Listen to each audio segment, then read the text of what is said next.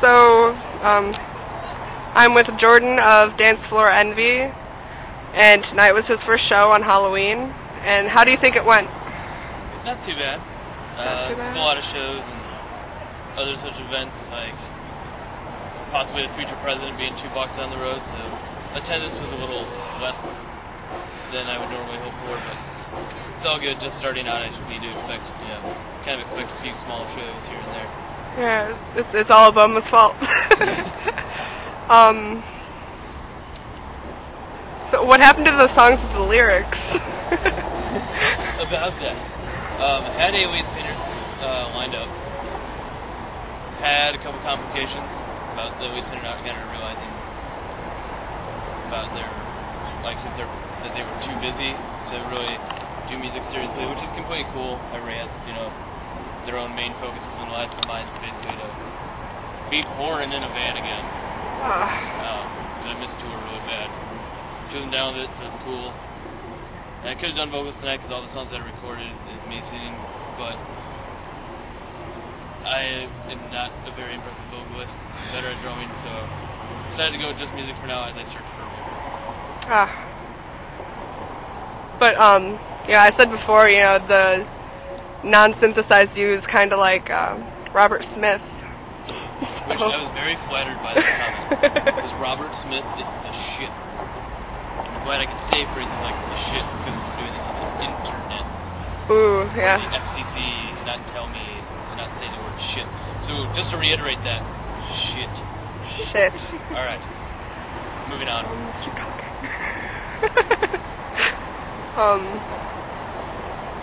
So what do you think the solo thing's gonna do for you? Not really sure. And hopefully find a vocalist soon. Maybe add other people in the future, but right now I think vocals will be a main key thing to find. So it's not as like boring for people to watch. And I don't know. I'm gonna take it as far as I can possibly take it, and then try to take it a step or two further after. And how far do you think that would be? Hopefully at least far enough to get me back on tour. Because tour is awesome. It's broke as I've been on every tour I've been on. It's the coolest experience ever. You meet the best people. You meet everybody so much cooler than the normal people you run into every day who have no clue about the music scene even going on. Yeah. Where are your favorite places to tour? Ooh, favorite places to tour. Lebanon, Ohio. Actually, where I played my last show with my last band. Is awesome.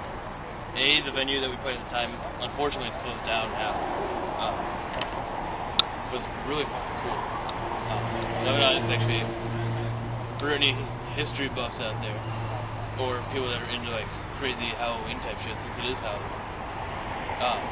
It's actually like one of the most haunted towns in the country, which is rad as hell to me, which is like cool enough reason to be there, and like a block down from the venue that we played at was this really old historical hotel that every president in the United States has stayed in at some point.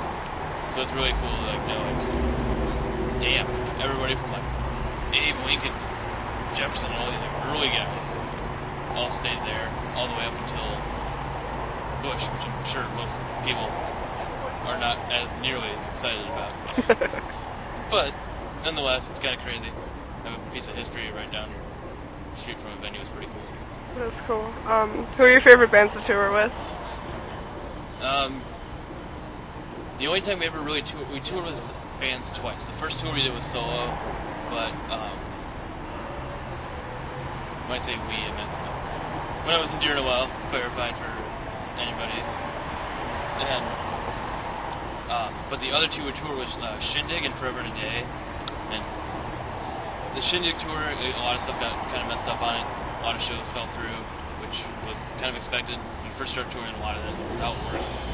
You end up finding out that half of your shows aren't even going to be happening. But Forever and a Day was fucking awesome to tour. Really cool guys. A lot of fun to party with and play shows with. And I'm definitely stoked that they're getting a lot bigger really quick now. How big of a band, like, if you want to get one together, how big would you want it to be, like, people? At the very most, and like including myself, 4 or 5 people, the very most. Sometimes when you get more than that on stage, it gets insanely crowded, especially when you play venues with smaller stages. Like here is a somewhat decent sized stage, but a lot of times it's hard to fit a ton of guys up there, especially when every guy goes nuts. Hard to not run into each other and end up with a bunch of bruises and scrapes that you have to play people the next day. What are your favorite venues to play? Here is definitely one of them. That being Counters. Because I worked here for a long time, back in the day when I was the youngest. So like 3 years ago. Mojo's another one of my favorite places to play. Champlain on Sundays. And that should be fun, even though it's a new Mojo's. But every Mojo's I've seen has been awesome. They get better and better every time. It's always been a fun place to play. Huge stage, always great sound. Yeah, I've usually played all cool venues. I've actually been very fortunate that I haven't had to play too many shitty venues. Occasionally, but not much. The only shitty venues I think I've ever played is like a VFW hall for a hardcore battle of the bands when I was in Poppy. That was a little bit weird, but it's all good. I like any venue that'll actually tolerate me playing.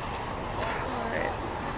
So, since you've had your first show, do you have any advice for other artists who are coming up on their first shows?